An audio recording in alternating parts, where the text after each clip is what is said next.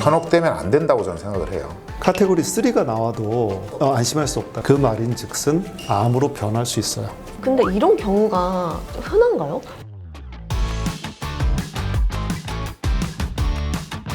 네, 안녕하세요. 예스클리닉 시간이 돌아왔습니다. 빅브라더 장하수 교수님, 영브라더 장호준 교수님, 그리고 MC 연지가 함께합니다. 오늘도 박정수 교수님께서 이제 바쁘셔서 못 왔는데 저만으로도 충분하시죠? 네, 박종쌤이 이제 MC 연지랑 하면 꼭 같이 해야 되겠다. 지난번에 우리끼리 했을 때 너무 칙칙하다 이러셨는데 안타깝게 오늘 못 오셨네요. 그니까요. 이제 오늘도 환자분들의 증례를 보면서 설명을 해볼 건데 저희가 저번 시간에는 이제 능동적 관찰에 대한 얘기도 하고 재발한 경우도 있었고 그리고 그레이브스 병이 있었는데 국소로 임파선 전이가 있어서 또 그걸 해결하는 걸 했었어요. 근데 오늘은 환자분께서 10년간 혹을 관찰했었는데 나중에 암이라고 밝혀졌다고 해요. 되게 긴 시간을 봤는데 갑자기 암으로 변한 건가요?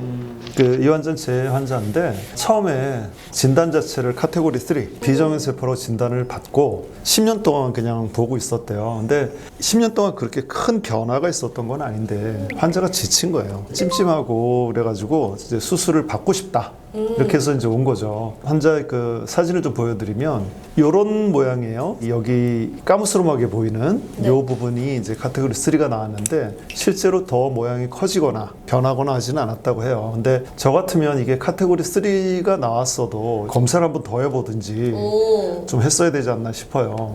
장원 선생님 어떻게 생각하세요? 10년이라는 세월이 굉장히 길어서 이거는 중간에 왜 한 번 더 검사를 안 했는지 좀 의문이 듭니다.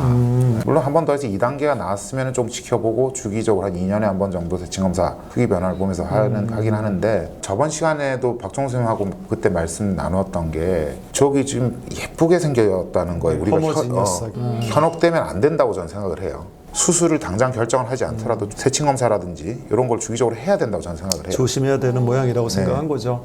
이게 적절한 것 같습니다. 이 환자 생긴 모양들이 이렇게 생겼는데 그 오른쪽에 있는 갑상선 혹이죠. 저는 사실은 이거는 이제 수술을 환자가 원하기도 했고 저 같아도 이건 수술을 권하고 싶은데 결국 이제 수술을 했어요. 수술했더니 지난번에도 우리가 다뤘던 대로 여포암으로 나왔어요. 그 여포암이라고 하는 건 유두상 갑상선암보다는 조금 더 위험하죠. 하길 정말 잘했다. 그 환자분도 그렇고 저도 그렇게 생각했던 케이스인데요. 더구나 이제 이렇게 그 최소 침습형 여포암이라고 나왔어요. 그리고 여기 보면 최소 침습형이면서 또 다른 혹들이 좀 있긴 있었는데 이런 것들은 한 번의 수술로 해결이 될 수 있었던 그런 케이스죠.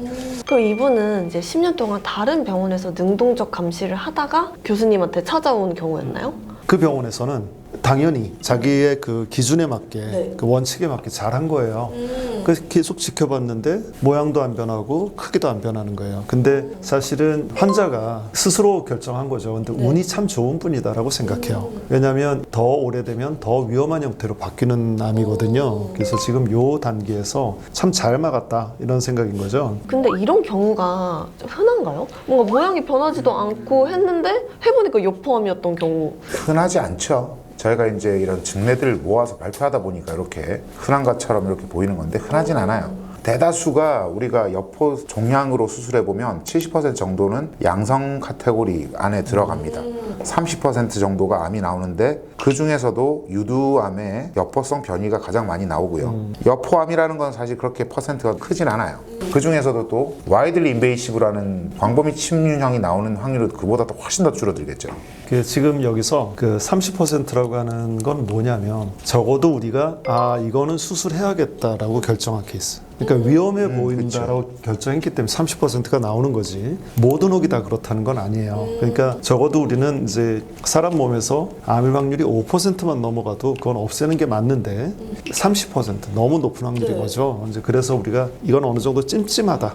이렇게 보고 수술했기 때문에 그런 겁니다. 애초에 한번 걸러진 상태에서의 30%인 거네요. 그럼 이분은 검사를 해서 여포암이 나왔고 제거를 했잖아요. 그 이후에는 이제 괜찮으신가요? 이런 환자의 그 치료의 원칙은 갑상 호르몬을 써서 자극 호르몬 수치를 낮춰주는 방향으로 하는 거예요. 자, 그래서 그 잘 유지되고 있고 지금까지 뭐 문제 없습니다. 오늘 이 케이스에서 우리가 얻고자 하는 건 카테고리 3가 나와도 안심할 수 없다. 그래서 한번 이 케이스에 대해서 내가 이렇게 정리를 해봤는데 앞에 시간에도 우리가 이야기했어요. 카테고리 3가 나오면 암일 확률이 5% 15% 정도 사이 왔다 갔다 하기 때문에 이걸 가지고 바로 수술을 들어가기는 증거가 좀 미약하다. 이렇게 봐요. 그렇지만 이 말 자체를 잘 기억할 필요가 있어요. 암이라는 말도 아니지만 암이 아니라는 말도 아니다. 그래서 다시 이 슬라이드를 재판독을 받아보거나 다시 세침 흡입 검사를 해보는 게 좋습니다. 그래야지 좀 더 정확성을 기할 수 있는 거죠. 그리고 이제 이 카테고리 3가 나오더라도 우리가 수술을 선택하는 조건을 좀 기억하면 좋겠어요. 혹이 너무 크거나 아무리 카테고리 3가 나왔어도 초음파 생긴 모양이 우리 의사들이 볼 때 경험상 너무 이거 위험해 보인다. 이건 안 됩니다. 해야 됩니다. 그리고 세침 검사를 했는데 전 시간에 이야기를 했죠. 우리가 2번 이상 카테고리 3가 나오면 40% 정도 암 확률이 있다. 그리고 이제 추적 검사라고 있는데 계속 모양이 변하고 사이즈가 커진다. 그리고 또 마지막 걸 한번 생각을 해야 돼요. 위험한 조건이 있는 경우는 뭐냐면 방사선에 노출된 과거력이 있거나 이제 갑상선이 방사선 노출의 과거력이 있거나 가족력이 강하게 있거나 이런 경우에는 고려를 좀 해야 된다는 거죠. 방사선 노출 과거력이 있으면 비록 양성 혹일지라도 유전자의 돌연변이가 존재할 수 있어요. 그 말인즉슨 암으로 변할 수 있어요.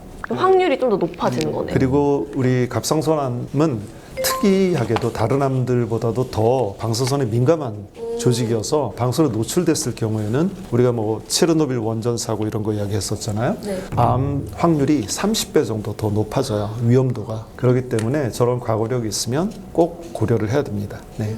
그럼 이제 저희가 기억해야 될 거는 카테고리 3이 나왔다고 해도 너무 안심해서는 안 된다. 한 번 더 짚고 넘어가야 될 필요가 있다. 그래도 이분은 운 좋게 장항서 교수님 만나서 딱 검사해서 딱 찾아서 그거보다 저도 이제 나이가 들어가는지 환자가 살 운명이다. 왜냐하면 스스로 캥긴 거예요. 스스로 지친 거야. 나 수술 받고 싶어라고 생각이 든 거죠. 그 요새 나이 들었다고 하는 이유가 의사가 치료하는 게 아니라 다 낫게 되어 있는 사람인가 보다. 이런 생각이 들어요, 진짜로. 너무너무 위험하게 보이는데도 수술이 정말 잘 되는 케이스가 있고 진짜 별거 아니어 보이는데도 이 수술이 너무 어려워지는 경우도 있거든요. 그 보면 이분은 살 운명이라서 수술이 이렇게 잘 되는구나. 그래서 이렇게 생각을 합니다. 네. 저희도 이제 이런 카테고리 3라고 해서 너무 안심하지 않아야 될 거를 배운 것 같습니다. 이제 그럼 다음으로 넘어가 볼까요? 이분도 큰 혹을 가지고 있던 환자라고 하세요.